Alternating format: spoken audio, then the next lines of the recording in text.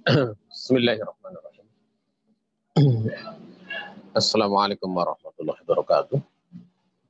Alhamdulillahirabbil alamin wassalatu wassalamu ala asrafil mursalin wa ala alihi wa sahbihi wa man walah wa man tabi'ahum bi ihsan ila yaumil qiyamah. Kita ulangi pembahasan pembukaan dari kitab Al-Qawaidul Arba' karena tadi sempat sinyalnya drop karena hujan ya. Allah Ta'ala alam. Kita membahas kitab Qawaidul Arba' ini adalah 4 kaidah dasar di dalam memahami tentang permasalahan tauhid. Memang pembahasan seputar kitab ini adalah lebih ditekankan dari sisi kesirikan gitu. Ya, tetapi kita tahu bahwa membahas syirik itu sendiri adalah untuk memantapkan apa yang dituju, yaitu tauhid gitu. Karena kita diciptakan oleh Allah Subhanahu wa taala untuk mentauhidkannya. Sehingga sering pembahasan kitab Al-Qawaidul Arba' itu dimutlakan dengan pembahasan 4 kaidah dasar di dalam memahami persoalan tauhid. Kita langsung mengawali dari kitab ini. Ya.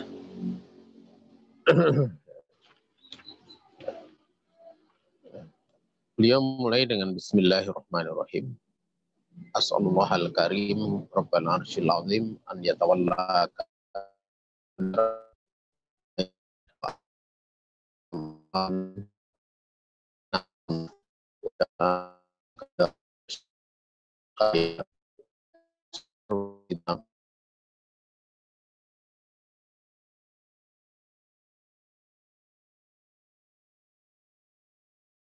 Allah Subhanahu wa ta'ala, zat yang mulia, Rabb arsy yang aku, dan Allah Subhanahu wa ta'ala menolong kamu di dunia dan di akhirat.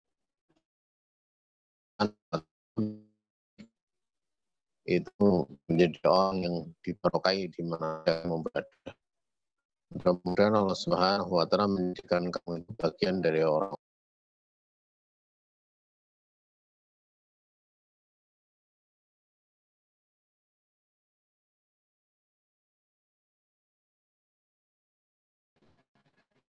mudah-mudahan Allah Subhanahu wa ta'ala menjadikan kamu bagian dari orang-orang yang tidak bersyukur.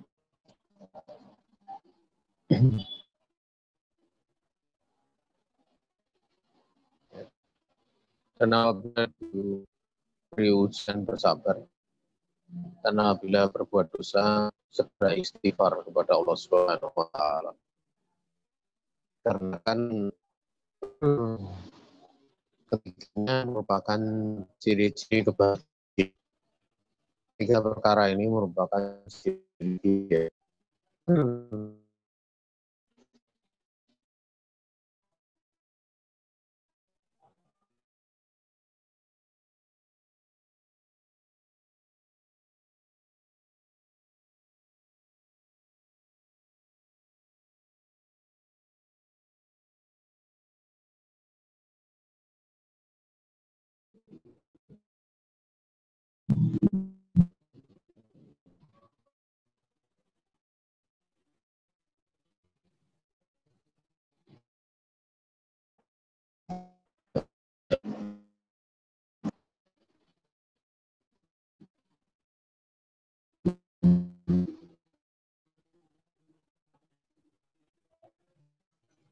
kita lanjutkan isinya putus-putus ya.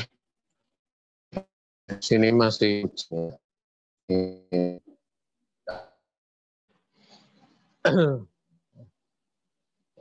kita lanjutkan. Jadi 3 macam tersebut yaitu kalau diberi bersyukur, kalau diuji bersabar, kalau berbuat dosa segera istighfar.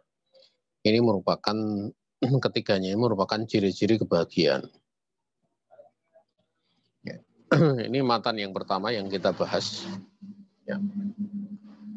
Qawaidul Arba' ini adalah kitab yang ditulis oleh Syekhul Islam Muhammad Ibn Abdul Wahhab rahimahullah ta'ala. Dan sebenarnya ini merupakan risalah yang tersendiri ya, risalatun mustaqilatun. Ya. Namun memang dicetak biasanya bersama dengan kitab salah satu usul ya. Tentunya dicetak bersamaan itu untuk tujuan min ajlil hajah ilaiha litakuna fi mutanawwali aidi thalabatil ilm. Ya, untuk tujuan ya, kebutuhan begitu butuhnya kepada kitab tersebut agar supaya kitab tersebut bisa berada di tangan para penuntut ilmu.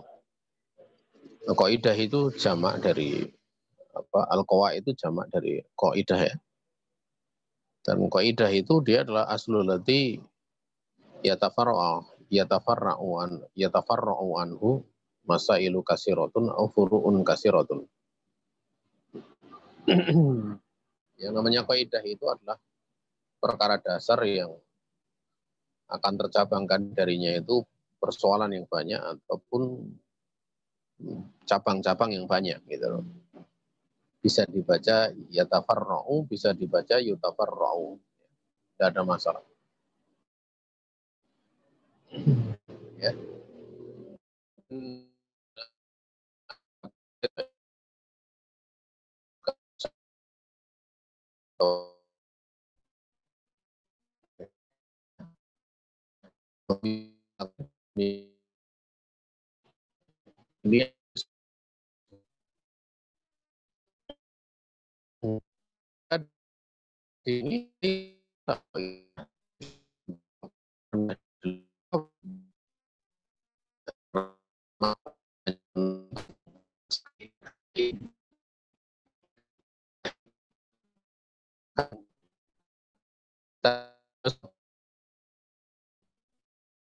Ini oleh orang-orang dirikan Allah dan kuburi.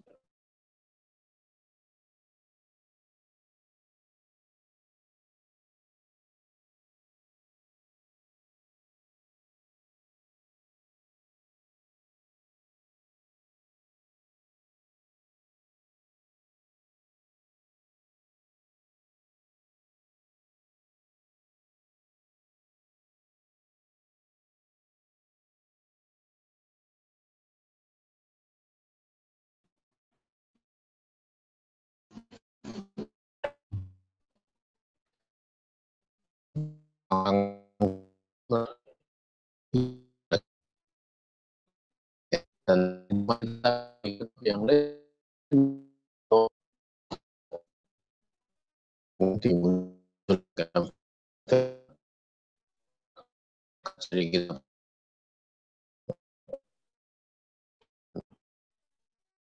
kan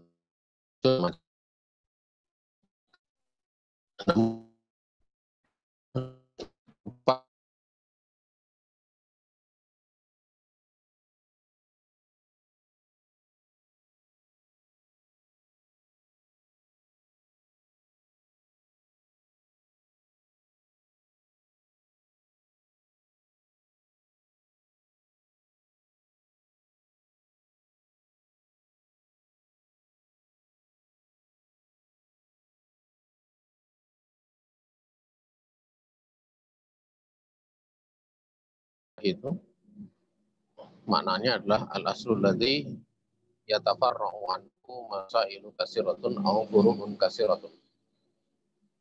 Kaidah itu adalah hal mendasar yang yaitu masalah yang banyak ataupun percabangan yang banyak.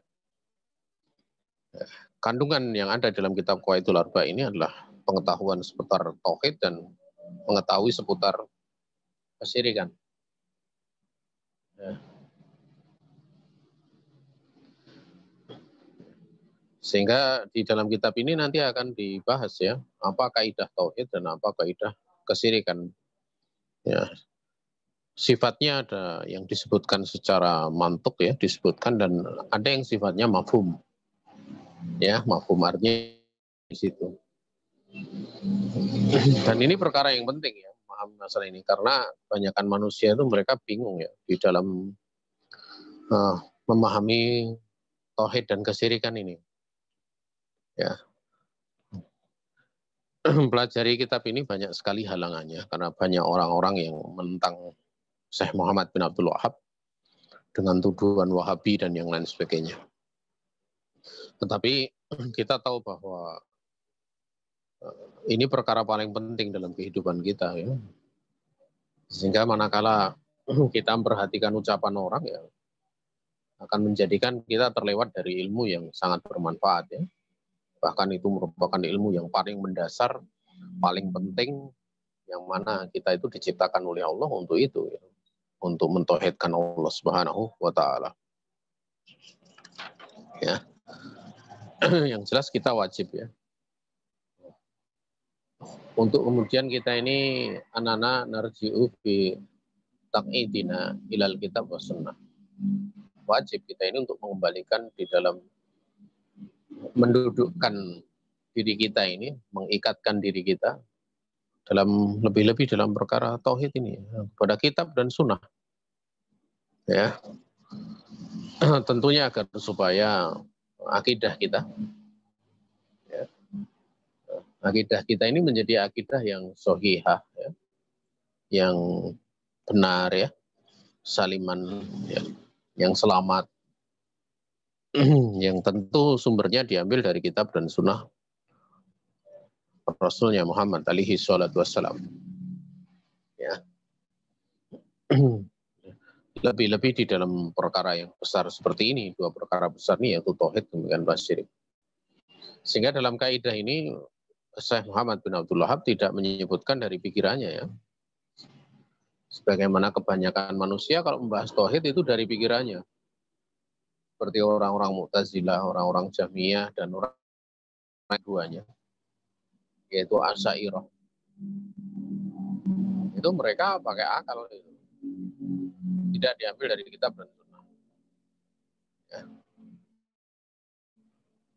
Dan apabila kemudian kamu itu paham tentang masalah ini, wa idza arafta hadil qaidata qawaidah, nah kamu paham tentang kaidah ini dan kamu mengetahui demikian fahim tah, kamu paham, maka akan mudah bagimu setelah itu untuk mengetahui tentang tauhid yang mana Allah itu telah mengutus dengan tauhid tersebut, mengutus perkara untuk perkara tersebut, perkara tauhid tersebut kepada para rasulnya alaihi salatu wassalam. Dan dengan tauhid tersebutlah Allah Subhanahu wa Ta'ala menurunkan kitab-kitabnya. Ya. Ya. Dan juga akan mudah bagi kalian, bagi kamu untuk mengetahui syirik yang memang Allah Subhanahu wa Ta'ala telah memberikan peringatan darinya dan telah menjelaskan begitu besarnya bahaya serta dorornya tauhid ini, dorornya syirik ini, baik di dunia dan di akhirat. Di dunia itu orang kalau dia tidak mentauhidkan Allah itu pasti sesat, ya. Makanya kalau orang mentauhidkan Allah itu dijamin dia akan mendapatkan petunjuk. Itu di dunia. Kalau di akhirat itu jelas dia mendapatkan keamanan dari siksa neraka. Selamat dari siksa neraka, dan itu artinya masuk surganya Allah Subhanahu wa Ta'ala. Itu kalau mentauhidkan Allah. Kalau mensyirikkan Allah ya tidak akan selamat. Ya, Allah berfirman, alladzina amanu wa lam yalbisu imanahum bidzulmin ulaika lahumul amnu wa hum muhtadun. Yaitu orang-orang yang mereka beriman dan tidak mencampurkan keimanan mereka dengan kesyirikan. Mereka dapat dua jaminan dari Allah. Ulaika lahumul amnu. Di akhirat mendapatkan keamanan. Wa hum muhtadun, di dunia mereka, di dunia itu muhtadun, diberi petunjuk. Makanya kalau orang akidahnya itu nggak jelas, itu nggak usah ditanya lah. Kenapa tindakannya aneh-aneh gitu. Ucapannya aneh-aneh gitu. Ya. Ada salah satu tokoh yang sangat benci dengan Syekh Muhammad bin Abdul Wahab, ya. Ya, di negeri kita ini. Itu dia seorang yang mengetahui tentang syariat, ya. Satu syariat pembahasannya seputar masalah nikob ataupun cadar.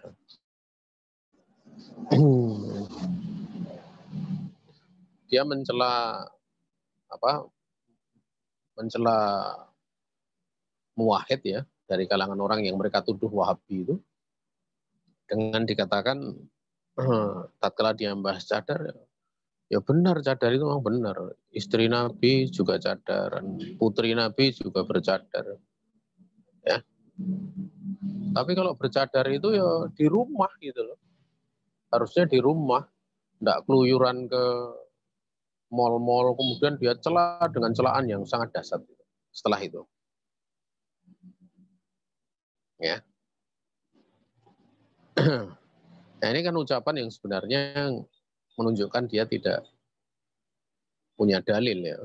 Karena keluar rumah itu kan ada pembahasannya sendiri gitu loh. Ya.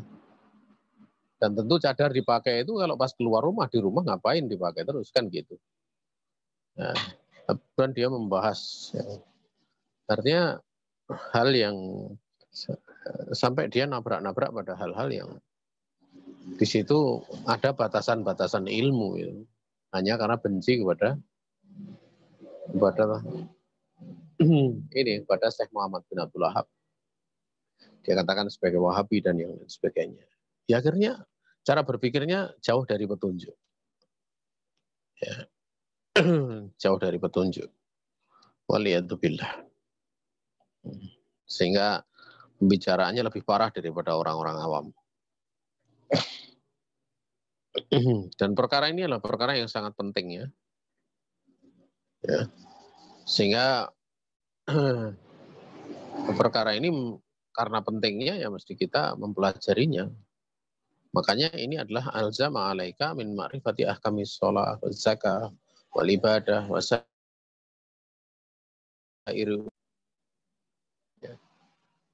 Di mana tauhid ini terus ada melazimi kamu. Ya.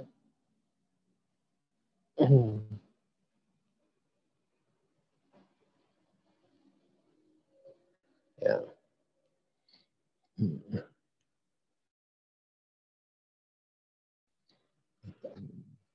Iya. Ya.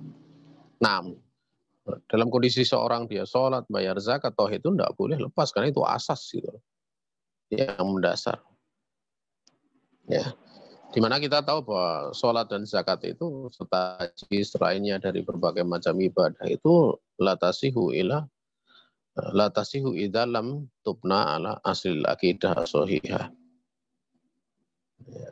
Segala permasalahan-permasalahan tersebut, ibadah-ibadah tersebut, sholat, zakat, haji dan yang lainnya itu tidak akan sah kalau tidak dibangun di atas fondasi dasar akidah yang sohihah ini di sini, yaitu tauhid ya, yang murni, yang diperuntukkan hanya untuk Allah Subhanahu wa taala. Sehingga di sini beliau rahimahullah taala membuka tersebut, setelah itu membuka dengan doa karena begitu pentingnya ini, kemudian mendoakan gitu. Dan ini mukadimah yang sangat besar faedahnya ya. Di mana di dalam mukadimah ini ada doa dari Syekh rahimahullah taala untuk penuntut ilmu. Ya. Tentunya adalah penuntut ilmu yang mau mempelajari akidah yang beliau tulis ini. Yang dia penuntut ilmu itu yuridu bidzalika al-haqqa. Dia menginginkan dengan hal tersebut untuk mendapatkan kebenaran, juga untuk menjauhi kesesatan, kesyirikan. Nah, sehingga menjadi hal yang pantas wa innahu hariyun ya. Menjadi hal yang pantas untuk kemudian Allah Subhanahu wa taala menolong dia di dunia dan di akhirat. Ya. Oleh karena itu isi doanya di situ disebutkan an yatawallaka fid dunya wal akhir. Karena orang yang dia punya tauhid itu keutamaannya kan akan ditolong oleh Allah di dunia dan di akhirat kan gitu. Sehingga di sini beliau mendoakan penuntut ilmu dengan sesuatu yang sesuai dengan janji Allah. Alladzina amanu wa lam yalbisu imanahum bidzulmin ulaika lahumul amnu wa hum muhtadun. Orang-orang yang beriman yang tidak mencampurkan keimanan mereka dengan kesyirikan, mereka akan mendapatkan keamanan dan mereka diberi petunjuk oleh Allah Subhanahu wa taala. Dan kalau kemudian Allah Subhanahu wa taala telah memberikan pertolongan seorang hamba di dunia dan di akhirat, maka tidak ada jalan untuk kemudian dia menuju tempat yang salah. Ya. Tidak ada jalan kemudian dia tersesat ya. Ataupun singgah pada tempat yang salah, itu enggak. Tidak di dalam urusan agama, tidak pula di dalam urusan dunianya. Kenapa? Karena Allah Ta'ala yang membimbingnya. Allahu waliyul ladzina amanu yukhrijuhum minadh dhulumati ilan nur wal ladzina kafaru awliya'uhumut taghut. Ya. Allah dia wali dari orang-orang yang beriman. Allah yang mengeluarkan mereka dari kegelapan kepada cahaya. Adapun orang-orang kafir, mereka itu adalah para walinya taghut. Ya. Itu janji dari Allah Subhanahu wa taala. Dan masalah itu maula, ya, nasir, dia penolong. Ya. Maula alladzina amanu wa annal kafirina la. Maksudnya Allah Subhanahu wa taala itu adalah yang menolong orang-orang yang beriman. Maksudnya orang-orang kafir tidak ada penolong bagi mereka. Nah. Maka apabila kemudian Allah Subhanahu wa taala telah memberikan pertolongan dengan perhatiannya, dengan penjagaannya, dengan taufiknya, ya, dengan hidayahnya di dunia dan di akhirat, ya, niscaya engkau akan bahagia dengan kebahagiaan yang tidak ada kecelakaan setelahnya. Selama-lamanya tidak akan ada kesusahan selama-lamanya. Yang ada hanya bahagia dan bahagia. Itu fi dunya yatawallaka bil hidayah wa taufik wa sayr alam manhaji manhaji salib fil akhirah yatawallaka bi an yudkhilaka jannatahu khalidan mukhallatan biha la khaufa wala ataupun la khaufun wala maradun wala syaqaun wala kibarun wala makari. Ya. Jadi di dunia itu Allah akan memberikan pertolongan dengan memberikan petunjuk, dengan taufik, ya, dengan diberikan petunjuk untuk menempuh jalan yang lurus, ya, jalan yang selamat. Dan di akhirat Allah akan memberikan pertolongan dengan masukkan kamu itu dalam surganya dalam keadaan kamu kekal, lagi dikekalkan di dalamnya. Di mana tidak ada ketakutan, tidak ada sakit, tidak ada kesedihan, tidak ada ketuaan, dan tidak ada segala sesuatu yang menyulitkan, makarih. Ya, itulah pertolongan Allah Subhanahu wa taala bagi hambanya yang beriman di dunia dan di akhirat. Ya. Maka penting kalau seorang dia beriman itu dia imannya lurus walaupun berbuat dosa saja itu masih dalam derajat waliullah gitu. Artinya kalau waliullah ya yang namanya waliullah itu adalah orang yang pantas untuk ditolong oleh Allah. Sebagaimana Allah menyebutkan ala inna auliya Allahi la khaufun alaihim wa lahum yahzanun. Ketahuilah, sesungguhnya para walinya Allah itu tidak ada ketakutan bagi mereka dan mereka tidak sedih hati. Dan siapa waliullah itu? Alladzina amanu wa kanu yattaqun. Orang-orang yang mereka beriman dan mereka bertakwa. Ya, mereka bertakwa kepada Allah Subhanahu wa taala. Dan siapakah sebenarnya? Berarti kan beriman dan bertakwa, makanya kulu takin atau kulu mukmin takin, ya, itu waliullah. Setiap orang yang beriman lagi bertakwa, dia waliullah dengan berbagai macam tingkatannya. Sebagaimana Allah menyebutkan tingkatannya itu summa aurasnal kitab alladzina astafaina min ibadina faminhum dzalimun li nafsihi wa minhum muqtasid wa minhum sabiqun bil khairati biidznillah. Ya. Allah menyebutkan kemudian kami wariskan kitab itu kepada orang-orang yang kami pilih dari kalangan hamba-hamba kami. Ya. Sebagian dari mereka itu ada yang mendolimi diri mereka sendiri atau berbuat maksiat. Sebagian dari mereka ada yang pertengahan, menjalankan yang wajib, menjauhi yang diharamkan, tetapi tidak melakukan yang sunat, tidak meninggalkan yang makruh. Dia pertengahan saja, muktasid. Dia tidak menambah, kecuali yang wajib, demikian pula meninggalkan yang haram. Ya. Kemudian yang ketiga itu adalah yang sabiqun bil khairat, orang yang bersegera dalam kebaikan dengan izin dari Allah Subhanahu wa taala. Dan kalau orang sudah sampai pada waliullah itu, dia akan beramal dengan amalan soleh itu. Sebagaimana dalam hadits qudsi Allah berfirman, ya, Allah berfirman tentang masalah waliullah, man adali waliyan faqad adantuhu bil harbi. Wa ma taqarraba ilayya abdi bisai'in ahaba ilayya mimma aftaraftuhu alaih.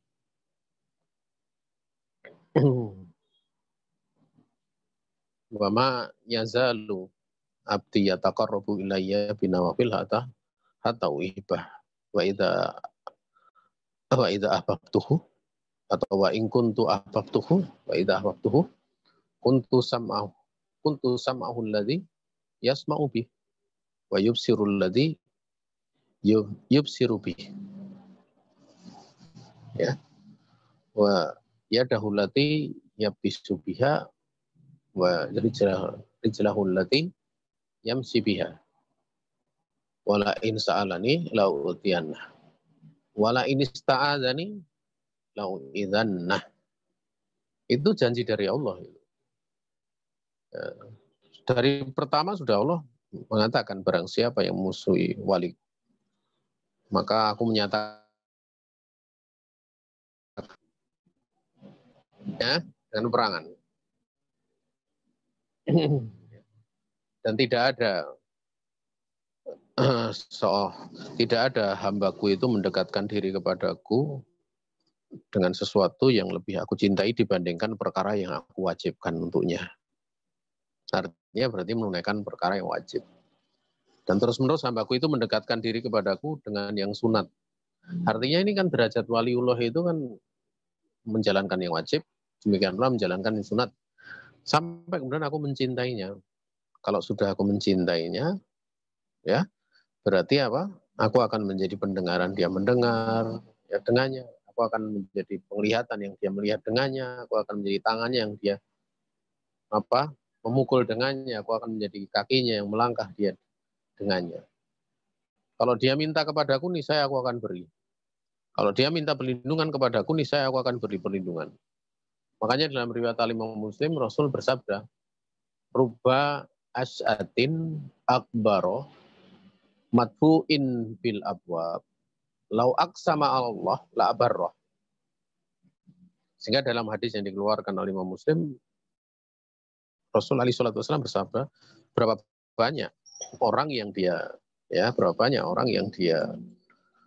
rambutnya acak-acakan, pakaiannya kumal, penuh debu, kalau mau masuk ke pintu rumah ditolak, tapi andai kan dia bersumpah dengan menyebut nama Allah, niscaya Allah akan mengijabahi. Itu diantara bentuk pembelaan Allah kepada waliullah. Itu menunjukkan bahwa mereka adalah seorang yang ikhlas, orang yang tulus, sehingga sampai pembelaan Allah sedemikian besarnya kepada mereka. Nah, kemudian disebutkan tentang ini ya, doa wa an yaj'alaka mubarakan ainama kunta, ini jelas dibarokai di mana saja berada. Ya. Artinya dibarokai itu dengan adanya kamu itu, kamu sendiri perbuatan kamu itu barokah gitu loh. Di mana saja tinggal. Barokah. Ya. Dan datnya orang yang dibarokai itu tubuhnya juga barokah. Gitu. Nah, artinya tubuhnya barokah itu darah, harta, darahnya itu benar-benar darah yang suci gitu loh. Kesuciannya melebihi daripada darah-darah lain.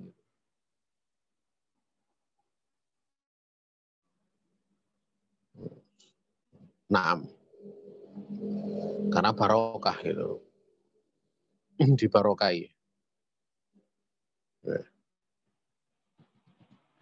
Walaupun yang lebih nampak itu barokah dari si perbuatan ya. Kalau dat itu nanti kan memungkinkan terjadi untuk ya, kemudian apa ludahnya dan banyak dicari untuk tabaruk orang soleh kan dilakukan seperti itu. Wallahu taala alam. Dan yang kedua doa menjadi bagian miman idza utiya syakar ya. Jadi bagian orang-orang yang nggak boleh diberi oleh Allah dia bersyukur. Ini jelas itu enggak perlu untuk dijelaskan ya. Dan kalau bersyukur itu kan pengikat dari nikmat itu. Bahkan bukan sekedar mengikat nikmat yang sudah ada, tapi bisa menjadi penambah nikmat yang ada terus ditambah dengan nikmat lainnya. Ya. Ya. Lain sakartum la azidannakum. Jika kalian itu benar-benar bersyukur nih aku akan tambahkan untuk kamu nikmatku. Dan yang ketiga itu kalau diuji sabar. Ya, diuji itu sabar. Sunatullah ya, seluruh dari orang yang dicintai oleh Allah itu mereka ini hidupnya penuh mehnah ya, penuh ujian. Ya, penuh ujian. Karena memang hidup di dunia itu antara yang taat dengan orang yang bermaksiat itu masih banyak orang yang bermaksiat. Antara orang yang kafir dengan orang yang beriman itu masih banyak kan orang kafir. Dan mereka masih mengganggu. Makanya kalau terjadi peperangan mereka juga ngeroyok banyak itu loh. Sudah banyak masih keroyokan gitu. Dikatakan sekutu. Makanya Ahzab itu kan sekutu. Hizb-hizb kumpulan kelompok-kelompok yang ada. Semua musuh. Sehingga itu ada isyarat mesti akan banyak gangguan. Dan kalau kita lihat orang-orang yang dekat kepada Allah itu semuanya kondisinya seperti itu. Matlum, didolimi, dipersekusi, ya, difitnah dengan berbagai macam fitnah. Itu pun mereka tetap berlaku akhlak dengan akhlak yang baik gitu loh. Ya, tidak langsung kemudian dibalas gitu, enggak. Ya seperti itulah. Kesabaran dari orang-orang utama ini yang menjadikan Allah Subhanahu wa taala memberikan petunjuk kepada orang yang memusuhinya gitu. Ya. Nah, maka tanda kecintaan Allah kepada seseorang itu, kepada sebuah kaum itu kalau diuji gitu. Innallaha idza ahabba qauman ibtalahum faman radiya falahu ridha wa man sakhita fa alaihi sakhat. Sesungguhnya Allah itu kalau mencintai sebuah kaum akan menguji mereka Allah. Barang siapa yang ridha, baginya keridhaan, dan barang siapa yang dia murka ataupun keluh kesah, ya baginya adalah sakhat. Orang itu tatkala datang musibah itu harusnya dia berdoa kepada Allah. Karena musibah itu, dikala-kala kondisi-kondisi musibah, pada kondisi-kondisi tertentu itu, musibah itu ada beberapa tempat secara khusus disebutkan oleh Nabi, itu malaikat mengaminkan. Malaikat mengaminkan.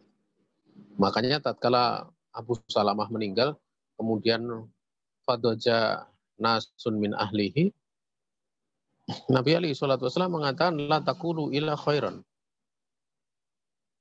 Tatkala manusia gaduh dari kalangan keluarganya Abu Salamah, maka Nabi bersabda, jangan kalian mengucapkan kecuali kebaikan. Fa'inal malaikah tu'amminuna ma taqulun. Ya karena para malaikat akan mengaminkan saat itu dari apa yang kami ucapkan gitu. Makanya tatkala datang ujian itu yang paling bagus itu ucapan adalah ucapan doa. Ucapan doa. Dan di antara ucapan doa yang bagus ya istighfar. Ya. Salah satunya adalah istighfar. Bahkan Rasul alaihi salatu wassalam menganjurkan Allah firli walahu gitu. Sampai doa yang selanjutnya. Ampunilah saya dan ampunilah dia gitu. Itu pada saat ada orang yang meninggal. Artinya pada saat memejamkan matanya. Itu kan doanya salah satunya itu kan. Ya.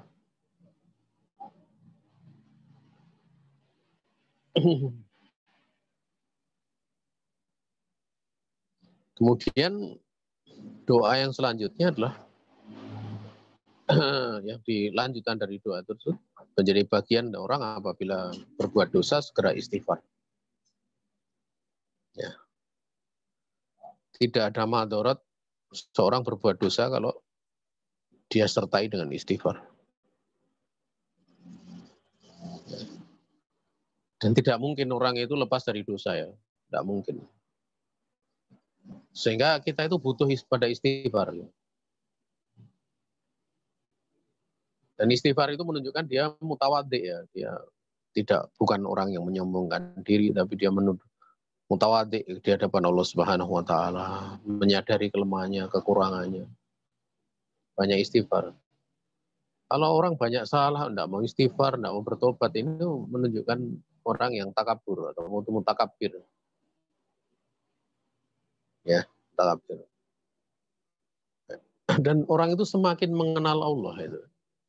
Semakin mengenal Allah itu mesti dia akan semakin bisa melihat ya bahwa dirinya itu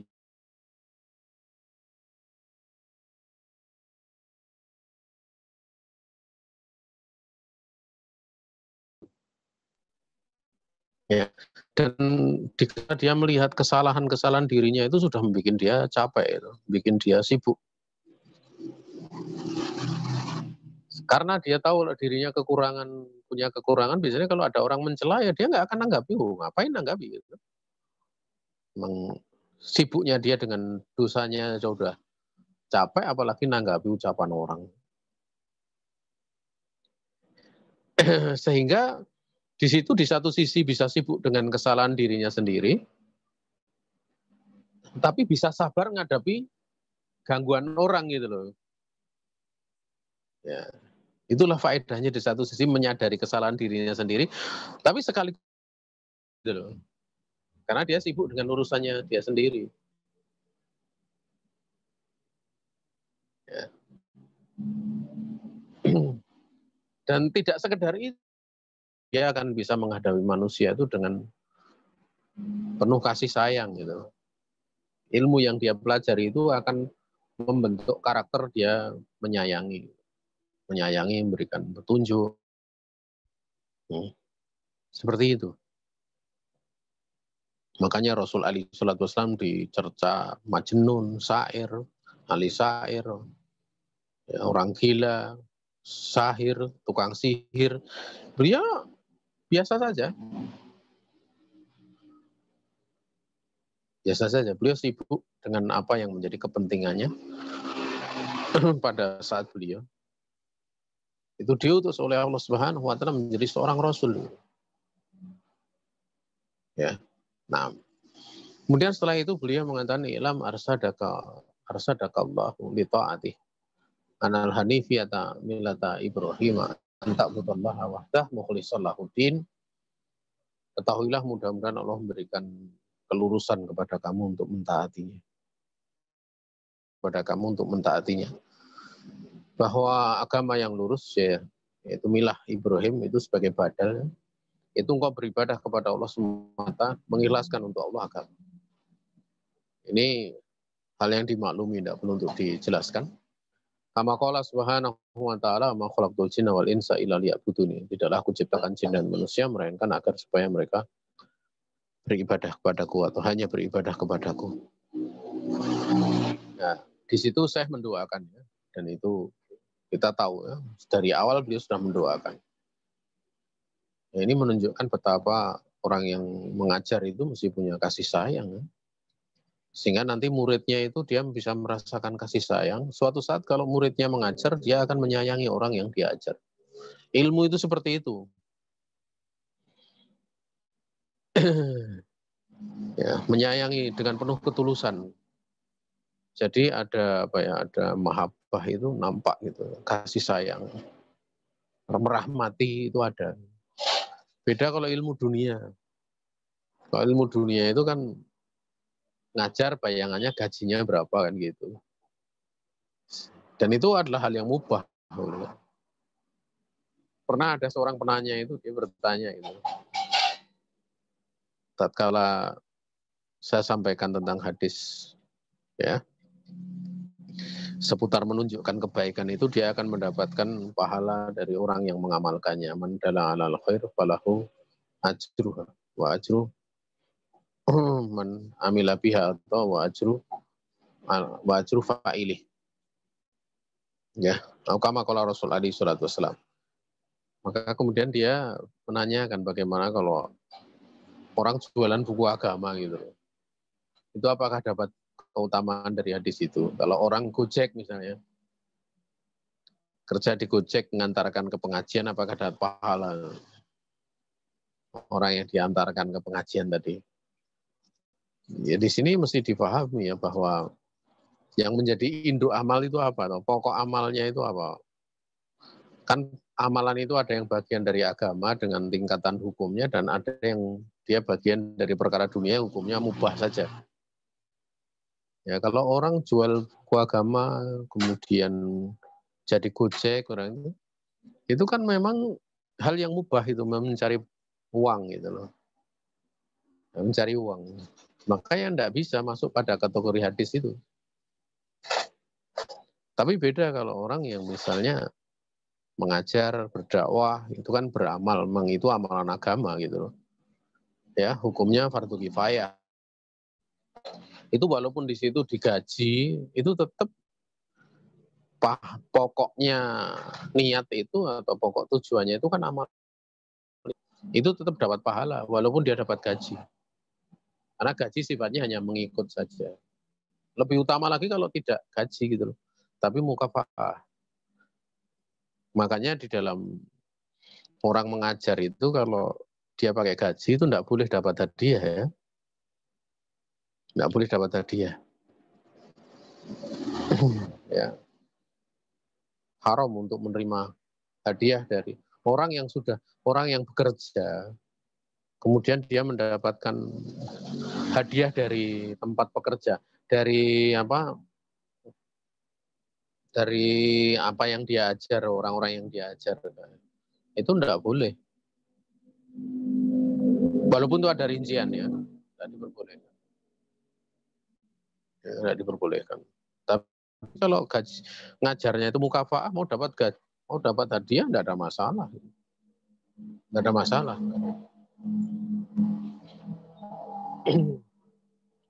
Wallahu ta'ala alam. Kemudian diterangkan di situ anal hanifiyah. Bahasanya agama yang lurus itu milahnya Ibrahim. Itu memang disebutkan oleh Allah ya. Suma auhayna ilaika anit tabi millata Ibrahim hanifa. Maka minal musyrikin. Kemudian kami wahyukan kepada engkau wahai Muhammad alaihi salatu wasallam, wahyunya apa? Ittabi, ikutilah milahnya Ibrahim yang lurus. Dan dia bukan bagian dari orang-orang musyrik. Nabi Ibrahim dengan milahnya itu dirusak oleh dua kaum ya, yang merupakan keturunan beliau, itu kaum Nasrani dan kaum Yahudi. Ya. Sehingga dengan diutusnya Nabi ini dikatakan bahwa makana minal musyrikin, penisbatan Yahudi dan Nasrani kepada Nabi Ibrahim itu sudah dibersihkan gitu loh. Tidak ada nisbah mereka kepada Nabi Ibrahim karena Nabi Ibrahim bukanlah orang yang mensyirikan Allah seperti mereka Yahudi dan Nasrani. Diutusnya Nabi Muhammad SAW itu membersihkan nama dari Nabi Ibrahim dan penisbatan yang benar kepada Nabi Ibrahim alaihissalam. Ya. Dan al-hanif itu dia adalah al-muqbil ala Allah, al-mu'rid amma siwa. Jadi yang menghadapkan dirinya kepada Allah dan berpaling dari apa yang selainnya. Itulah yang namanya al-hanif. Ya, sehingga orang yang hanif itu dia menghadapkan kepada Allah dengan hatinya, amalannya, dengan niatnya, dengan maksud-maksudnya itu semua tujuan-tujuannya untuk Allah Tabaraka wa Ta'ala dan berpaling dari apa yang selain Allah Subhanahu wa Ta'ala. Ya. Dan milah Ibrahim itu diterangkan oleh beliau antak budallah wahdah mukhlisha lahuddin. Ya, engkau beribadah kepada Allah semata, mengikhlaskan untuk Allah Subhanahu wa Ta'ala agama. Ya, ini banyak sekali ayat-ayatnya tentang masalah ini. Tentang diri Nabi Ibrahim sendiri juga dimaklumi ya. Beliau ini adalah ulul azmi minar rusul. Beliau ini adalah seorang rasul yang tingkatannya itu kedua setelah Nabi Muhammad alaihi salatu wassalam. Nah, kemudian beliau mengatakan faida arafta anna Allah taala khalaqaka li ibadi apa li ibadatihi faida arafta anna Allah taala khalaqaka li ibadatihi fa alam anna al ibadata la tasih la tusama ibadatan illa ma tauhid. Apabila kamu sudah mengetahui bahwa Allah itu zat yang telah menciptakan kamu hanya untuk ibadah kepadanya, ketahuilah bahwa ibadah itu tidak akan dinamakan ibadah kecuali disertai tauhid. Ya, karena makna ibadah itu pemaknaannya dua. Pertama adalah makna tauhid, yang kedua itu makna konsekuensi tauhid. Makanya ibadah itu kadang dimaknakan kepada tauhid dan yang kedua itu makna amal soleh. Sehingga Syekhul Islam mengatakan ibadah itu ismun jami'un likulli ma yuhibbullahu wa yardah minal aqwali wal af'al adh-dhahirah wal batinah. Ibadah itu adalah sebuah ungkapan yang mengumpulkan, yang mencakup makna dari setiap perkara.